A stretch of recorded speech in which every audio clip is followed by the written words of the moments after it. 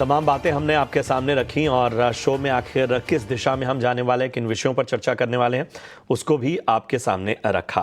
चलिए चर्चा में हम अपने साथ अपने खास एक्सपर्ट को शामिल करते हैं। आनंद राठी वेल्थ से श्वेता रजानी हमारे साथ इस वक्त चर्चा में जुड़ रही हैं। श्वेता जी, बहुत बहुत स्वागत आपका और समय देने के लिए बहुत बहुत धन्यवाद। और जैसा मैंने शुरुआत में ही बात की कि ये जो बाजार है इसमें उतार चढ़ाव बना हुआ है, ऐसे में सवाल यही उठता है कि हम आखिर निवेश को किस ओर ले जाएं। क्या हमारा निवेश इस वोलेटाइल मार्केट में, जो कि बहुत ही सेफ एसेट माना जाता है, वो गोल्ड की ओर या इक्विटी में निवेश की रणनीति ज्यादा फायदेमंद है आपके नजरिए से?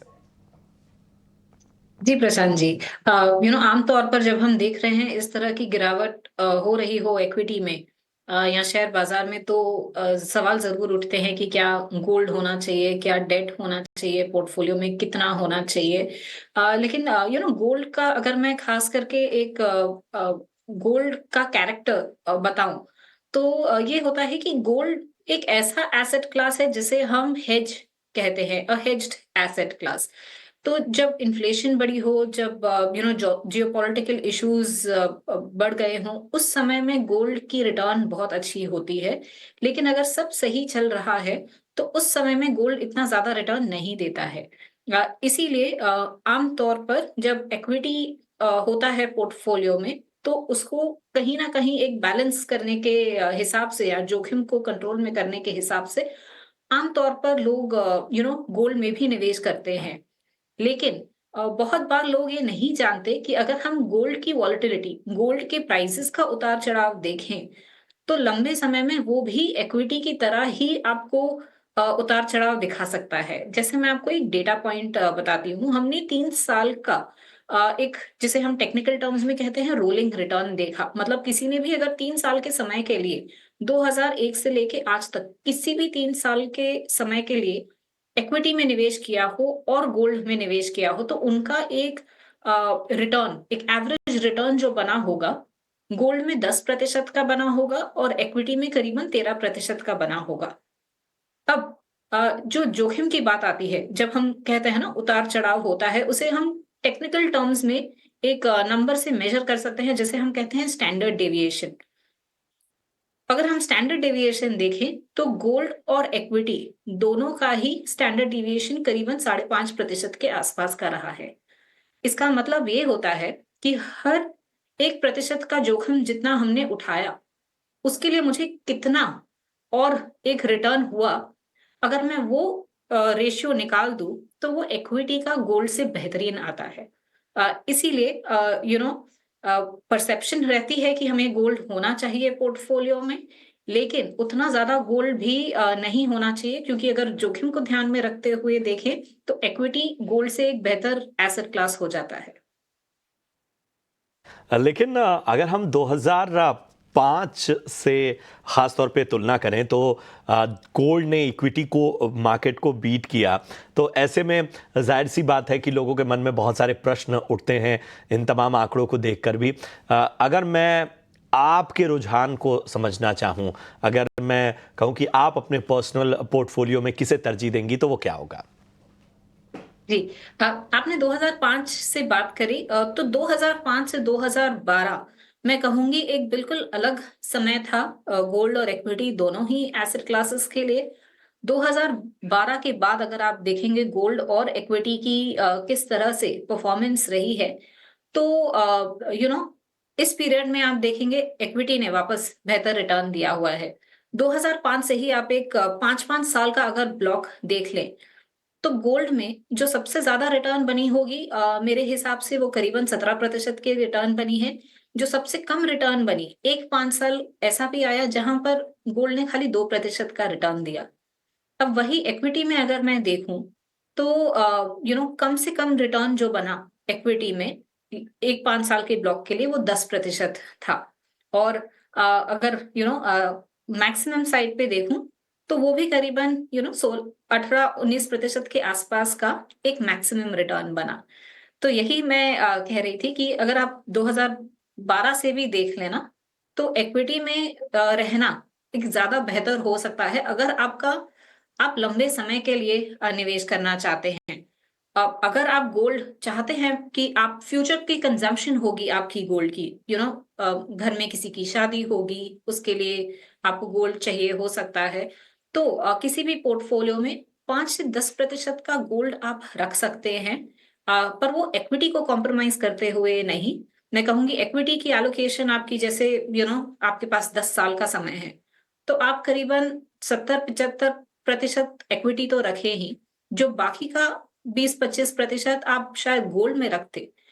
गोल्ड से थोड़ा हटा के 5-10% आप सॉरी डेट में रखते, डेट से थोड़ा हटाकर वो 5-10% आप गोल्ड में रख सकते हैं। अहम था समझना कि किस तरह से आपको जो है वो बंटवारा करना है अपने निवेश का।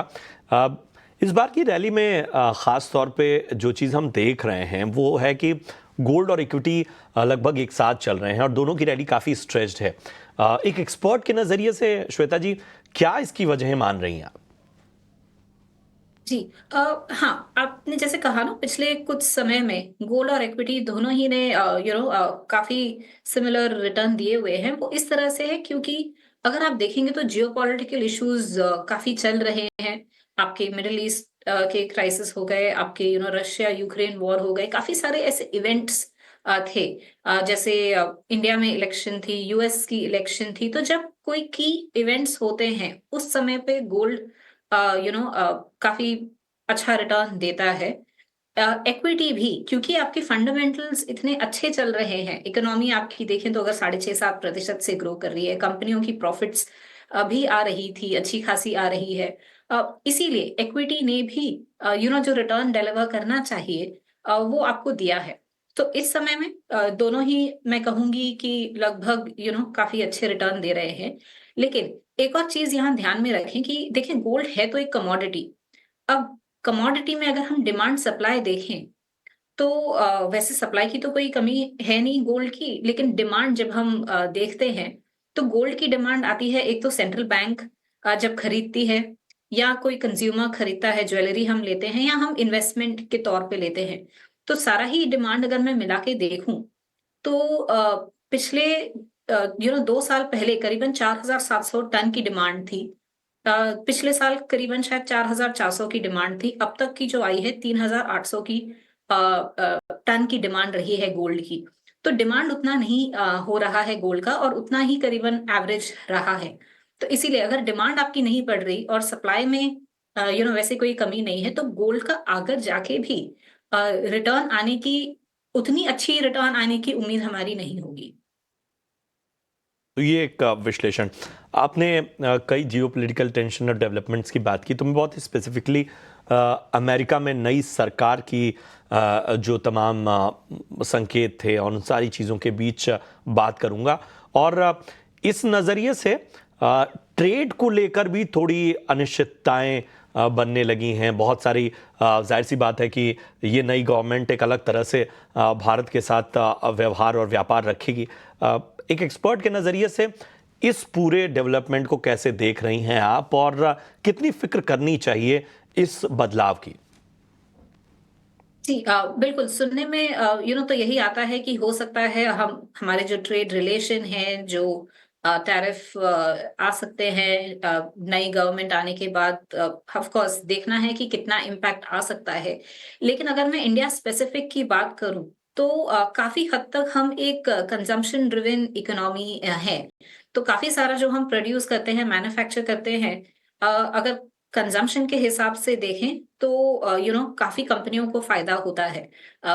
इसीलिए चाहे अब नई गवर्नमेंट आने से क्या ट्रेड रिलेशंस पे इम्पैक्ट आता है, उसका इतना ज़्यादा इम्पैक्ट आप शायद शेयर मार्केट में ना देखें और काफ़ी मेजॉरिटी सेक्शन पे ना देखें।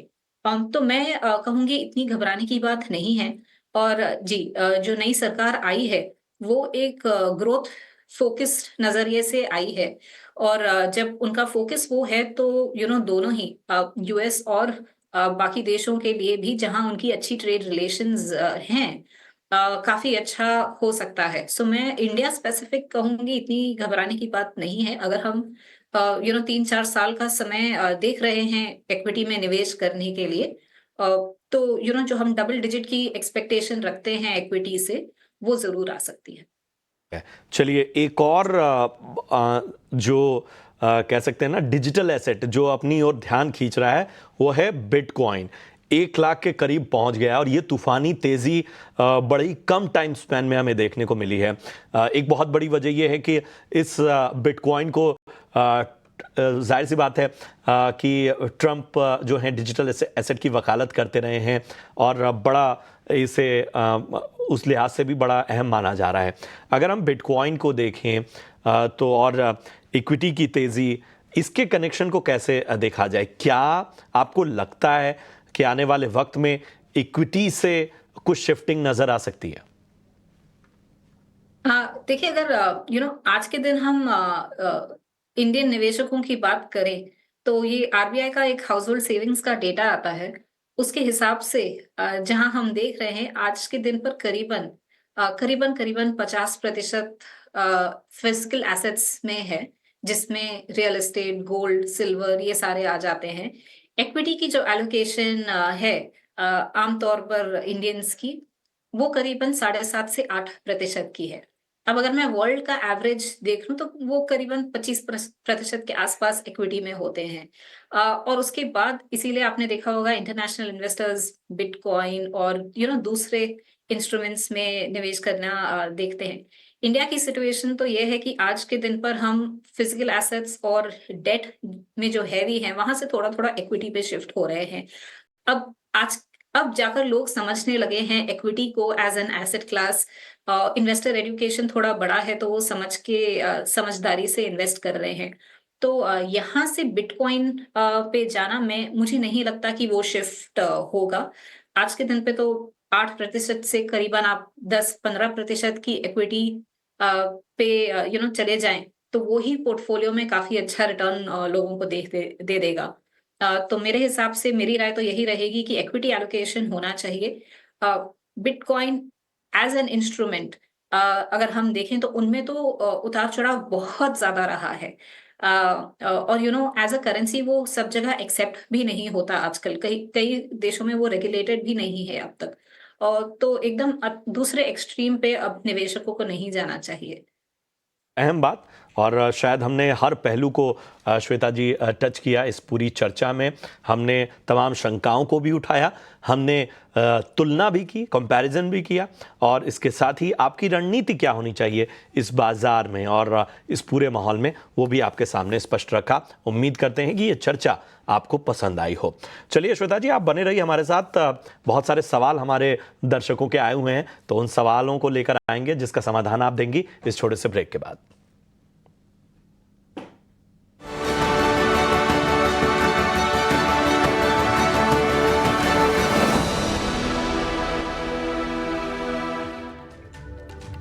स्वागत है आपका ब्रेक के बाद। आप देख रहे हैं बनो अपना फाइनेंस मिनिस्टर। चलिए आपके सवालों को अब शामिल करना शुरू करते हैं। तन्मय हमारे साथ इस वक्त जुड़े हुए हैं। तन्मय नमस्कार, कहां से बात कर रहे हैं? हम कोलकाता से बात कर रहे हैं, वेस्ट बंगाल, हावड़ा में। अरे वाह। हावड़ा से। और दादा बताइए कैसी रही आपके फेस्टिवल्स और अभी मौसम कैसा है कोलकाता का? अच्छी।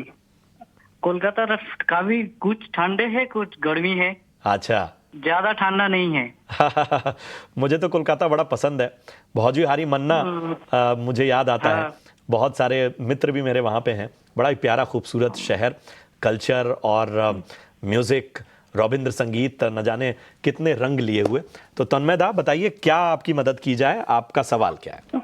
मेरा जो म्यूचुअल फंड में 7 फंड है और मेरा एनपीएस में 5000 पर मंथ है।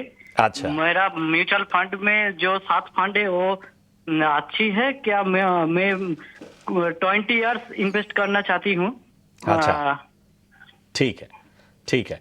बस आपका एनपीएस में 5000 पर मंथ बताया आपने ना? ना 500 ओके 5000 ओके 500, चलिए ठीक है 500, ओके ओके। और चलिए आपके सवाल तो श्वेता जी के पास हैं। श्वेता जी बताइए क्या सलाह होगी तन्मय को? जी, तन्मय जी, सबसे पहले तो मैं आपसे कहूंगी आपने एक लक्ष्य लिख रखा है या नहीं लिख रखा है? तो अगर नहीं लिख रखा तो उसे आप ज़रूर लिखें कि 20 साल बाद आपको कितना एक अमाउंट जमा करना है। उससे आपको अगर आप वो लिख देंगे ना कि आपका लक्ष्य क्या है, आप रिटायरमेंट की प्लानिंग कर रहे हैं, आप अपने बच्चों की शादी की प्लान कर रहे हैं, पढ़ाई की प्लान कर रहे हैं, तो वो आपको एक अच्छी रणनीति बनाने में बहुत मदद करेगा, तो वो ज़रूर करना। मैं आपको एक कुछ आंकड़े बता देती हूँ कि अगर आप 4,000 की एसआईपी कर रहे हैं, इसमें मैंने आपका 500 का पेंशन भी जोड़ दिया है हर महीने का। अगर आप इसे हर साल 10% से ग्रो कर लेना, तो आमतौर पर क्योंकि ये इक्विटी है और इक्विटी का हम परफॉर्मेंस देखें पिछले कुछ सालों का, तो इसके हिसाब से आप एक 80 लाख के आसपास के अमाउंट पर पहुंच जाएंगे। क्या ये आपको अपना लक्ष्य पूरा करने में मदद करेगा या नहीं? ये एक चीज आप चेक कर लें। दूसरा, जो आप 500 रुपए की पेंशन कर रहे हैं हर महीने, अब पेंशन में क्या हो जाता है ना, जब आप रिटायर होंगे या जब आप 60 की उम्र पे पहुंचेंगे, तो आपको 60% इसका 60% एक लमसम अमाउंट मिल सकता है। उसके बाद आपको हर साल ये एक पेंशन देते रहेंगे। अब अगर आप भी उतना लंबे समय की बात कर ही रहे हैं, तो इक्विटी में आपको एक लिक्विडिटी का बेनिफिट ज़्यादा अच्छा मिल जाता है। तो मेरी सलाह होगी कि पेंशन के जगह आप म्यूचुअल फंड में ही एसआईपी करें। आपके म्यूचुअल फंड्स काफ़ी हद तक अच्छे हैं। बस 2 फंड्स जहाँ मैं आपको एसआईपी रोकने की सलाह देती हूँ, एक तो है आपके पास जो एक टाटा का डिजिटल फंड है, वो एक सेक्टर फंड है और उसमें टाइमिंग बहुत ज़रूरी हो जाता है। अगर आप वो उस टाइमिंग के चक्कर से बचना चाहते हैं तो आप एक डाइवर्सिफाइड फंड करें, वो ज़्यादा कर बेहतर होता है। और यूटीआई का एक large and mid cap fund है जहां आप एसआईपी रोक लें। इन 2 फंड्स की जगह जो नए 2 फंड में आप एसआईपी कर सकते हैं, वो है आईसीआईसीआई प्रू का डिविडेंड यील्ड फंड और एचडीएफसी का स्मॉल कैप फंड। इनमें आप एसआईपी स्टार्ट कर सकते हैं। तन्मय, आपको निवेश के लिए ढेर सारी शुभकामनाएं। आपके सवालों का जवाब आपको मिल गया है, और भी कुछ मन में कोई सवाल हो तो आगे आप पूछ सकते हैं। लेकिन श्वेता जी, एक जो बात आपने बताई और उसने मेरा ध्यान खींचा। हम अपना ये जो पेंशन वाला प्लानिंग है वो कैसे करें? मतलब आमतौर पे तो बहुत पॉपुलर एनपीएस ही है, लेकिन आपको मैं सुन रहा था, आपने कहा कि इससे बेहतर है कि आप म्यूचुअल फंड के जरिए ही उस प्लानिंग को अंजाम दें। तो जरा थोड़ा और विस्तार से बताएं कि क्यों अपना ये जो पेंशन वाला प्लानिंग है वो कैसे करें? मतलब आमतौर पे तो बहुत पॉपुलर एनपीएस ही है, जैसे म्यूचुअल फंड में जब आप निवेश करते हैं, तो आपको एक ऑप्शन होता है एसडब्ल्यूपी का, जिसे हम कहते हैं सिस्टमैटिक विड्रॉल प्लान। तो ये बहुत अच्छा ऑप्शन है और खास कर रिटायरमेंट की प्लानिंग जिन्हें करनी हो ना, तो उनके लिए ये बहुत अच्छा होता है। अब जैसे समझें आपके पास 10 लाख रुपए जमा हो गए हैं और आपको पता है अगले 2 साल में आप रिटायर करने वाले हैं, और आम तौर पर आपको 1 साल में आप समझ लीजिए 50,000 रुपए की रिक्वायरमेंट होगी खर्चे के हिसाब से। तो 50,000 अगर आपको 1 साल के लिए चाहिए, तो 2 साल के लिए करीबन 1 लाख आपको चाहिए होगा। तो 10 लाख की आपकी जो पोर्टफोलियो की वैल्यू होगी, उसमें से 1 लाख आप निकाल के डेट फंड में रख दें और उसमें से एसडब्ल्यूपी या सिस्टमैटिक विड्रॉल प्लान की शुरुआत कर दें। हर महीने जितना आप चाहते हैं, उतना अमाउंट आपके बैंक अकाउंट में आ जाता है।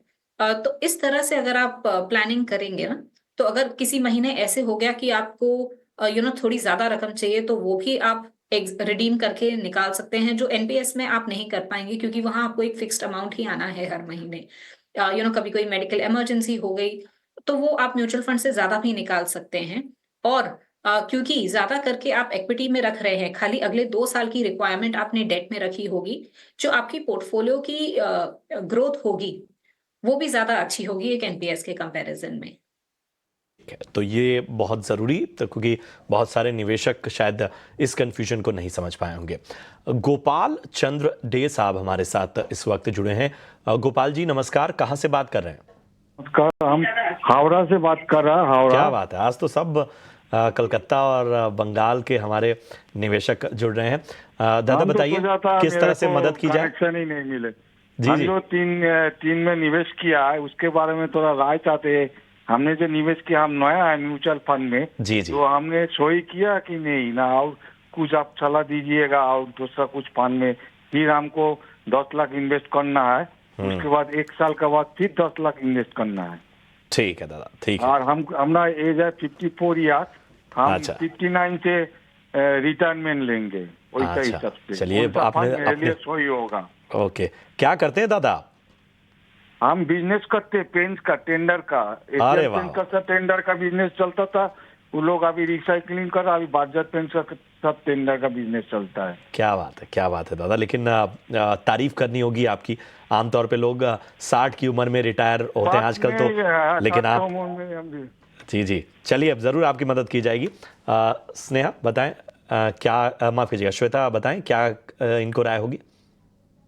जी गोपाल जी, आपका पोर्टफोलियो मैंने देखा, वहाँ 3 ही फंड है। आपने कहा करीबन 15 लाख की आपकी निवेश है उनमें, लेकिन 3 ही फंड में मैं कहूंगी आपने एक तरह से जोखिम बढ़ा दिया है, क्योंकि आपका एक्सपोजर कहीं एक स्कीम भी अगर अच्छी नहीं कर गई आपके पोर्टफोलियो के लिए, तो लगभग 1/3 आपका पोर्टफोलियो अच्छा नहीं कर रहा होगा। तो सबसे पहली चीज, जो कंसंट्रेशन रिस्क है, उसे हमें खत्म करना है, डाइवर्सिफिकेशन लानी है।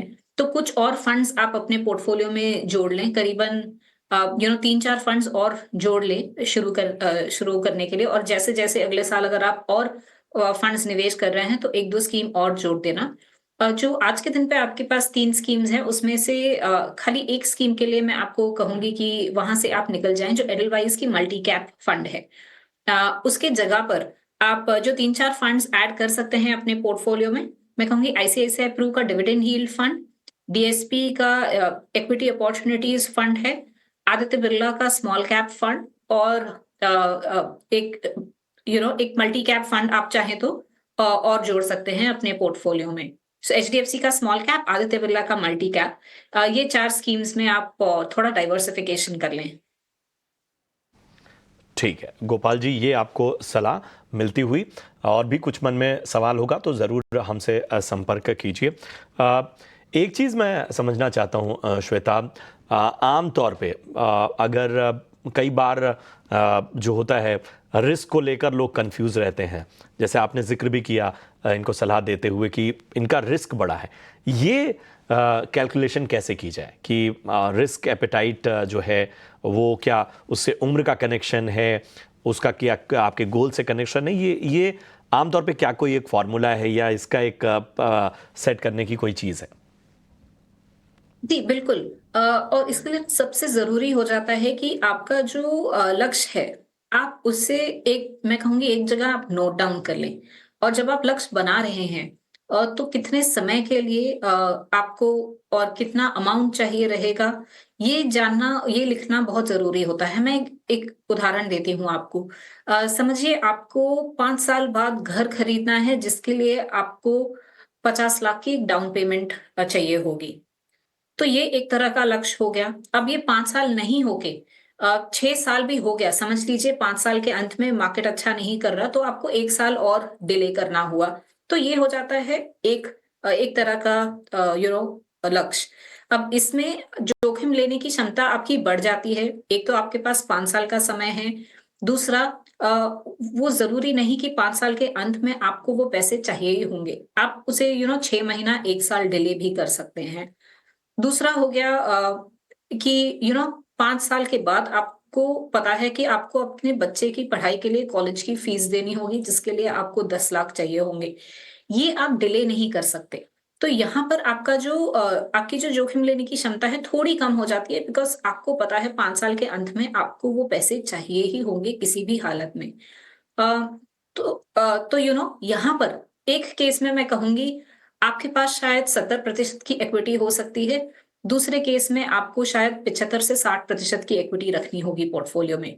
अब यही अगर आपका समय 10 साल का है, तो 10 साल के लिए अगर आपके पास समय है तो आप 75 से 80% की भी इक्विटी रख सकते हैं। दोनों तो इस चीज़ें जो है हिसाब बहुत से मायने रखती हैं इस पूरे कैलकुलेशन में। चलिए, बहुत सारे सवाल हैं, उनको ये फटाफट से लाते हैं। कुणाल किशोर हैं और जिन्होंने अपना सवाल यूट्यूब पर भेजा हुआ है। एसआईपी सितंबर 2023 से इन्होंने चालू की हुई है। पोर्टफोलियो में ओवरलैपिंग को समझना चाह रहे हैं। 58,000 मंथली ये SIP कर रहे हैं। अब तक 5.5 लाख का कॉर्पस ये बना चुके हैं। 48 साल उम्र है और बाकी इन्होंने सवाल आपको भेजे हुए हैं। श्वेता, बताएं क्या राय होगी?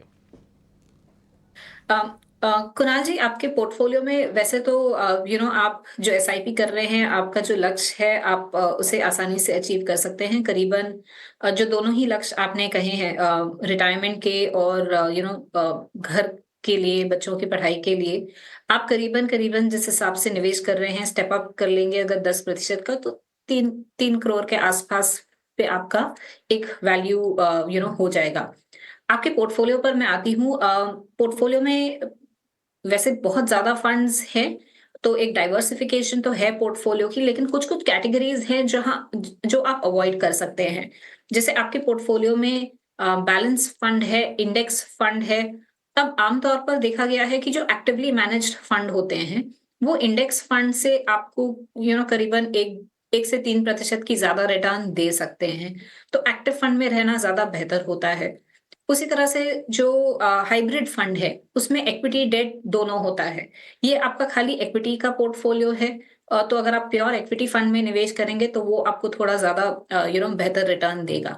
तो कुछ मेरी जो आपके लिए सलाह थी फंड पे, जहां आप SIP रोक सकते हैं, वो स्कीम्स हैं पराग पारिक का फ्लेक्सी कैप फंड, UTI का जो नेक्स्ट 50 इंडेक्स फंड है, HDFC बैलेंस फंड और कोटक का एसेट एलोकेशन फंड।